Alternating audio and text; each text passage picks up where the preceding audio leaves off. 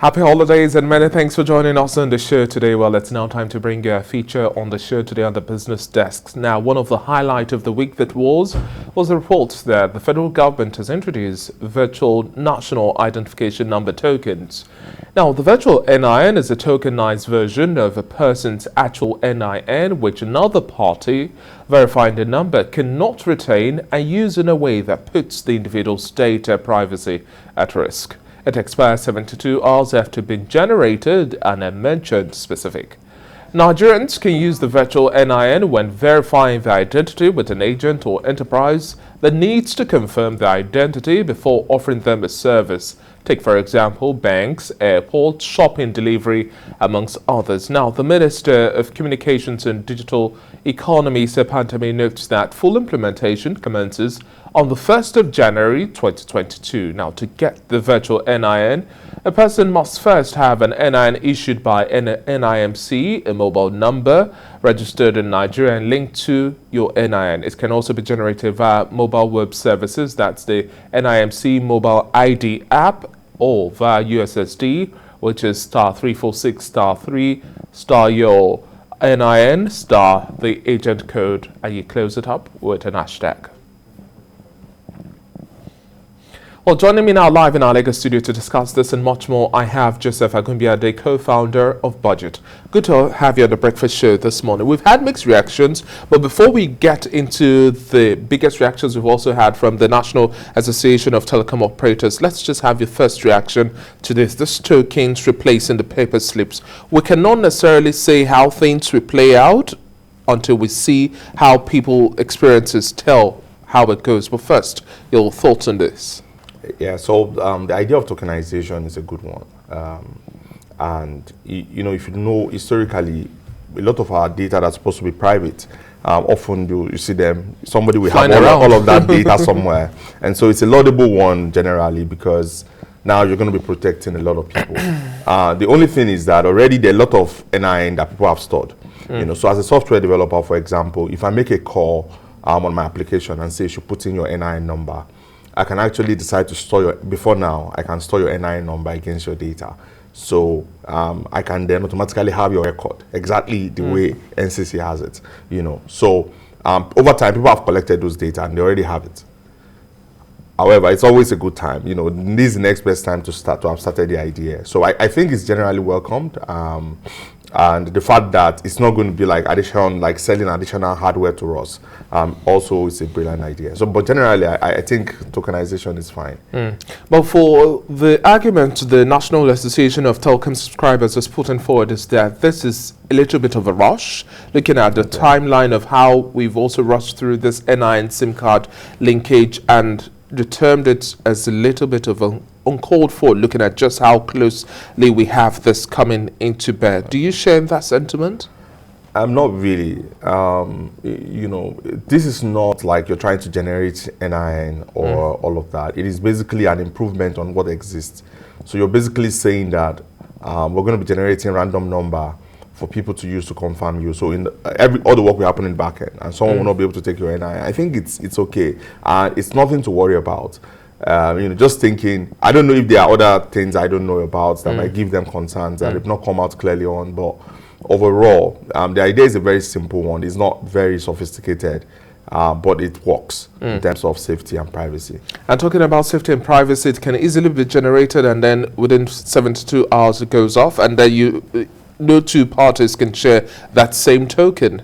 Yeah, absolutely. That's part of the data security issues we have to face at hand right now. Yeah, absolutely. And it's something we already use, right? For our banking app. I'm even wondering why they want to make it 72 hours. 72 hours. It can actually be instant, like, you know, one usage. And after which you always need to regenerate. I guess they don't want to overwork their server because each time you make that call, it's a request to the server. So imagine it's going to be overworked. And you recall that some time ago when I talked about NIN, you know, they have a lot of this infrastructure as a local infrastructure, and the investment is not good enough. So adding this is going to be extra burden on them. And you know what I also read is that they don't want it to be no third party can offer the service. Yes. That's to be so I think that for them to actually meet up very well so that people don't get disappointed, because the issue is if I use it and I'm not getting my NIN as time when I need it, latency problem, then people are going to get discouraged. They're going to come after the minister, you know. So I think that what we should be thinking more of is investment, massive investment in infrastructure that is being used, so that it becomes a lot easier for people to use and access. And when we are looking at data management, we also, like you've rightly mentioned, we have to look at infrastructure upgrade.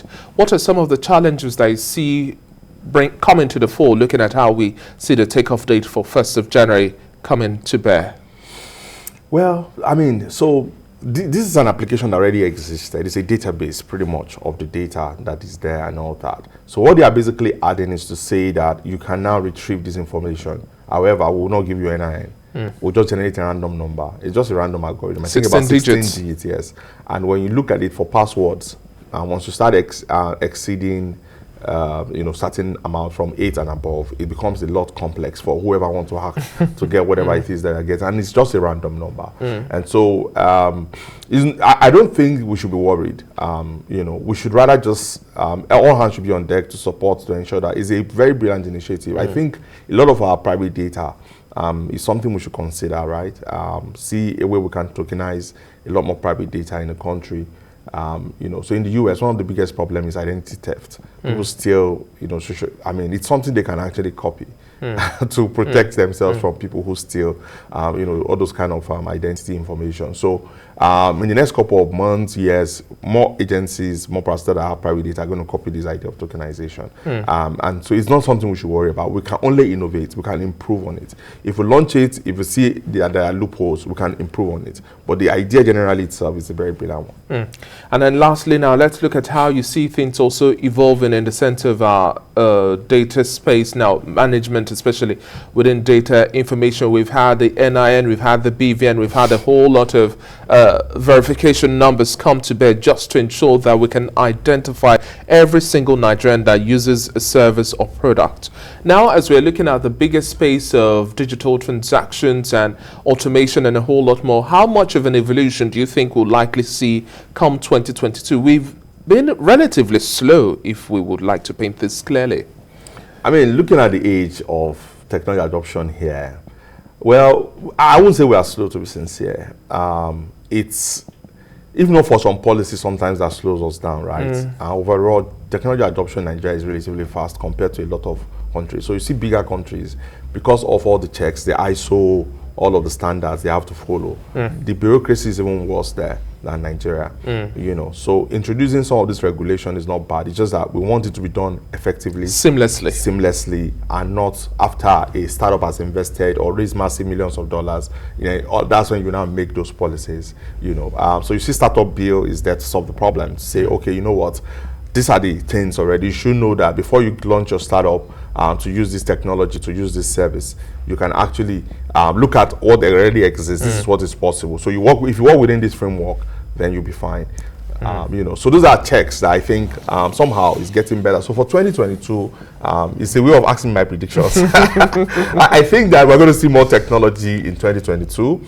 Identity is going to get interesting. My only fear is that the infrastructure to support this tokenization should be there. There should be massive investments in that, so that people can have confidence in using it. But overall, there's going to be massive growth, from health tech. And we also have 5G in sight. And all of that. Yes, 5G and all of that. So it's going to be an interesting year generally. My own prediction is that it's going to be a year of economic prosperity. We're going to see, it's going to be a lot of shift from 2020 to 2021, technologically, in startup space, technology space, and generally for the economy.